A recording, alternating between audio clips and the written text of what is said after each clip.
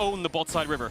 And if you pull up the minimap, you can actually look at all of the vision down there that Dom1 does have. You know, just looking across that bottom side, they have an enormous amount of wards. Con pushing forward. They're choking T1 out of this game. T1 needs to find some sort of a flank, needs to find some sort of a multi-angle fight, but Dom1 are closing the door on every single possibility.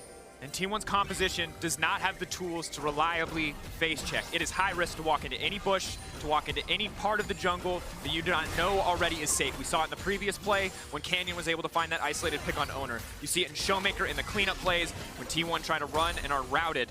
Con on the flank, Canyon on the flank.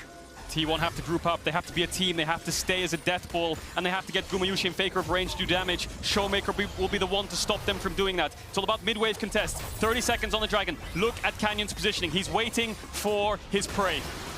Arrow, leaping in, leaping out, playing on the edge there. Gumayusi always confident to step forward. On his comfort pick in a game 5, it was the first Faker priority. Will it be enough to bring it home? Canyon off to the side, leaping in. Faker unafraid.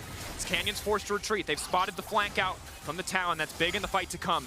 There's so much pressure on T1 here. Every skill shot is a question, and they must have the answer. Because if those sleeps land, if these bits of poke land from the Ziggs, that can be the end of your world championship. Look at top wave. Faker has to clear it out. If he shows there, Damwon might just burst down the Dragon because they know they can TP in. If Faker TPs towards the Dragon Pit, there's a backdoor available unless Faker can clear out this wave. Damwon starting it up. Gumayusi is alone here, but he has to find his way into this fight.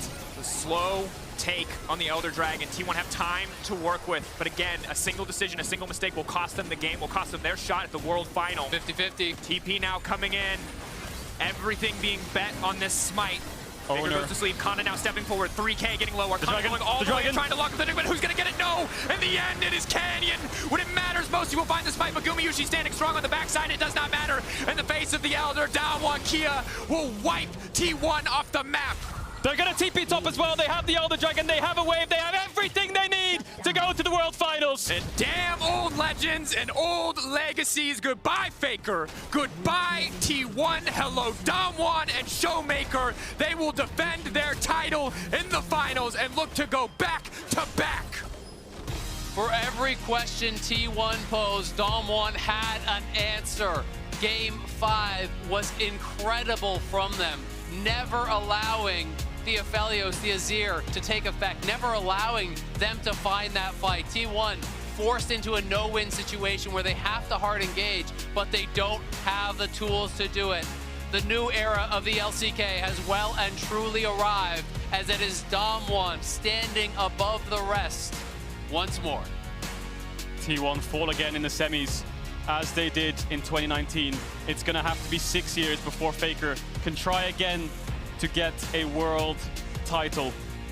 But they put up a hell of a fight. And while T1 grew immensely, at the end of the day, it was not enough to stop Damwon from making their way to the finals. And while Faker will have another dance, again, this was Khan's last. This is Khan's last. He will move to the final. One last shot at a trophy that he has waited his entire career to lift. It's such an interesting series here. Back and forth games. The drafts were so impactful across the entire series here. And I do think Damwon did such a good job in crafting their composition about what T1 had to offer. They deny so many hard engage tools, so many comfort tools that T1 normally would have looked for. And it almost felt like they had baited them into taking the Aphelios, baited them into taking this Zillion, when it's a situation where it's non-committal damage from Damwon and it's not going to get a lot of value. Damwon just playing it out so intelligently. And Showmaker, you gotta love him. This guy is incredible, has the personality, and he is truly a superstar in League of Legends today. Yeah, you saw Khan screaming their revelation. The emotions are so high after taking down T1, the team he was playing for in 2019, the team he lost in semifinals with. He's the one that knocks them out.